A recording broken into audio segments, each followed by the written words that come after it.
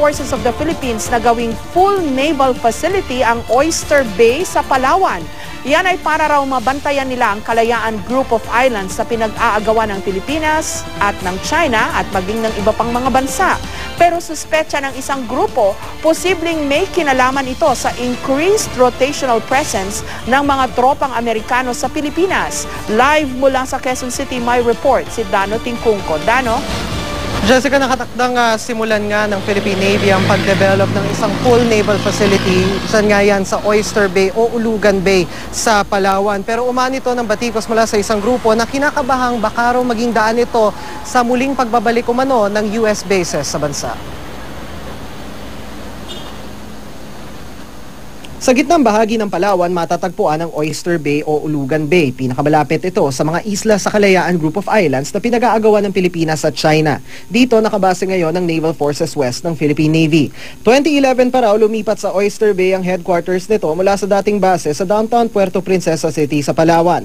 Yan ay para raw mas madali ang pagpapatrolya sa Kalayaan Group of Islands kung saan may mga isla tayong inaangkin. Mula rito kasi, 180 nautical miles na lang ang layo sa ilang okupadong shoals. It is only but practical that if you imagine, if we maintain a base in Puerto Princesa on the eastern shore, the fuel that you will have to consume just to turn around the northern tip of Coron all the way to the middle part of Palawan, the logistical requirements.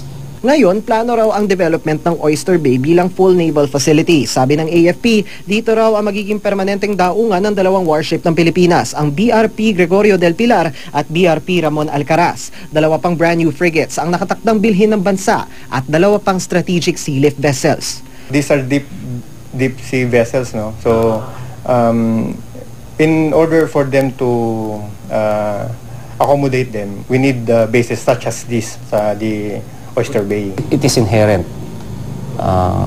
for the Armed Forces of the Philippines and the Philippine Navy in particular in its SAIL plan to develop areas or facilities that will enable us to defend and support the areas of where we have presence. Nitong Mayo lang lumabas ang SARO para sa proyektong nagkakahalaga ng 500 million pesos na ayon sa Navy mula sa Modernization Act Trust Fund ng DOE. Sa susunod na taon, nakatakdang simula ng development sa Oyster Bay at ngayon daw ay sinimulan na ang bidding sa 12 proyektong nakakabit sa development.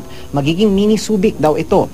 Pero puna ng grupong pamalakaya, tila inihahanda raw ang Oyster Bay sa muling pagbabalik ng US bases sa Pilipinas. Ito ay sa gitna ng pagpapatuloy ng negosasyon ng dalawang bansa sa increased rotational presence ng mga tropang Amerikano sa Pilipinas. Itong lugar na to, napakayaman ng pangisdaan na ito at maraming mga mangisda natin ang labas-pasok dito. Bakit ba pinaghahandaan natin yung mga base ng Estados Unidos dito sa ating bansa? Samantalang maraming dapat mga prioridad na project na pangailangan ng mamamayan. Sabi ng AFP, pasilidad ng bansa ang gagawing naval facility sa Oyster Bay. If you consider yung access agreement, is there a possibility that US warships would be able to have access to the port? Not only US. We have allied forces, no? Allied countries, Navy. If they have the necessary diplomatic clearance. Ayon sa isang security analyst, maaaring mag-react ang China sa development ng Oyster Bay, lalo't ibig sabihin nito pagpapalakas sa ating puwersa sa kalayaan. Definitely, China will really not welcome any attempt to see the Philippines strengthening our posture in the area. Jessica, kung papayagan naman daw ng Pilipinas na magkaroon ng access ang Amerika, hindi lang Amerika, no, pati na rin ng ibang allied countries ng bansa, halimbawa sa ating magiging daungan, no, ating mga daungan tulad nito nga dinedevelop sa Oyster Bay, kailangan daw, ayon sa ating nakausap na analyst, siguraduhin na socially accepted ito, Jessica. Okay, maraming salamat sa iyo, Dano Tingkungko.